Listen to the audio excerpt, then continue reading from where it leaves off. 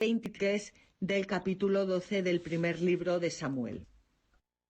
Allí dijo Jonatán: que el Señor, Dios de Israel, sea testigo. Mañana o pasado mañana a estas horas habré sondeado a mi padre. Si todo va bien para David y no envío a alguien a comunicártelo enseguida, que el Señor le haga esto y aquello le añada a Jonatán. Y si mi padre ha planeado algo malo contra ti, te lo comunicaré en secreto para que puedas marcharte en paz. Que el Señor esté contigo como estuvo con mi padre. Si para entonces sigo vivo, muestra conmigo la benevolencia del Señor. Y si hubiera muerto, no apartes jamás tu benevolencia de mi casa cuando el Señor haya arrancado a los enemigos de David de la faz de la tierra. Hizo un pacto Jonatán con la casa de David, diciendo: que el Señor tome cuentas a todos los enemigos de David. Pues aquí se pone al Señor como testigo, y lo que dice Jonatán cuando dice, si no envío a alguien a comunicártelo enseguida, que el Señor le haga esto y aquello, le añada a Jonatán, es una forma que ya hemos visto antes que tienen de hablar, de decir, si no hago lo que he jurado, pues que el Señor tome venganza, que el Señor acabe conmigo. Es una forma de hacer un juramento. Jonatán quiere a David como a sí mismo, como a su propia vida, y esto también es una prefiguración de cómo Jesucristo nos va a querer a cada uno de nosotros, sus hermanos, hasta dar su propia vida por cada uno de nosotros. Aquí vemos la verdadera amistad que lleva a dar la vida por el amigo. Y de nuevo Jonatán va a prestar juramento a David. De nuevo Jonatán prestó juramento a David por el amor que le profesaba, pues le tenía tanto afecto como a sí mismo. Le dijo Jonatán: mañana es la fiesta del novilunio y se te echará de menos porque tu asiento estará vacío. Pasado mañana se notará más tu ausencia, pero tú has de bajar al lugar donde te escondiste el día del suceso aquel y te sentarás junto a aquella piedra. Yo lanzaré 3 flechas hacia allí como para tirar al blanco, y ordenaré también a mi criado: vete y tráeme las flechas.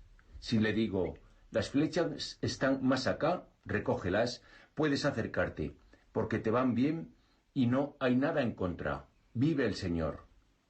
Pero si le digo: las flechas están más allá, vete, que el Señor te obliga a huir.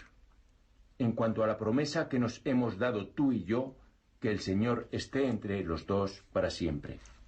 Pues el pacto entre Jonatán y David es solemne y, como ya hemos dicho, tiene un carácter sagrado porque se hace delante del Señor. Los israelitas utilizaban el juramento, que es la invocación de Dios como testigo, en circunstancias extraordinarias y solemnes, evitando el uso del nombre de Dios en vano. Y hoy la Iglesia enseña las condiciones sobre la licitud del juramento. Lo podemos leer en el Catecismo de la Iglesia Católica. El juramento, es decir, la invocación del nombre de Dios como testigo de la verdad, sólo puede presentarse con verdad, con sensatez y con justicia. La santidad del nombre divino exige no recurrir a él para motivos fútiles y no prestar juramento en circunstancias que pudieran hacerlo interpretar como una aprobación de una autoridad que lo exigiese injustamente. Cuando el juramento es exigido por autoridades civiles y legítimas, puede ser rehusado.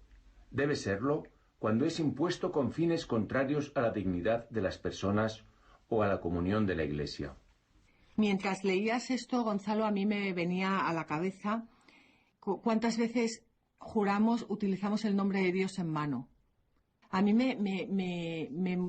la verdad me molesta muchísimo cuando oigo a veces: te lo juro por Dios. O sea, ¿cómo que te lo juro por Dios? Yo sé que muchas veces no somos conscientes de lo que estamos diciendo, pero el juramento es algo sagrado que no se puede utilizar para cualquier tontería o para afirmar o simplemente como una verdadera afirmación de algo, sino que es algo verdaderamente sagrado. Sí, lo único que el que utiliza ese juramento habitualmente es el que más lo banaliza, ¿no? El que no le da importancia. Sí, pero a que veces está más alejado. no nos damos cuenta, porque yo muchas veces escucho esto de palabras, perdón, de personas que no están tan alejadas, y yo creo que es simplemente porque no son conscientes de lo que están diciendo. Bueno, pues Jonatán le dice, queda con David en que le dice que se esconda en aquel lugar donde se escondió el día del suceso aquel. O sea, se ve que ahí hay una verdadera amistad y que se entienden entre ellos, y que se sentará junto a una piedra. Por supuesto, la piedra siempre es símbolo de Jesucristo. Él llegará allí con su criado y lanzará 3 flechas hacia esa piedra. Si al criado le dice vete y tráeme las flechas, significa que no hay ningún peligro y que David puede ir. Si al criado, sin embargo, le dice las flechas están más allá, eso significa que David debe huir. Y él irá con su criado para no levantar sospechas, ¿eh?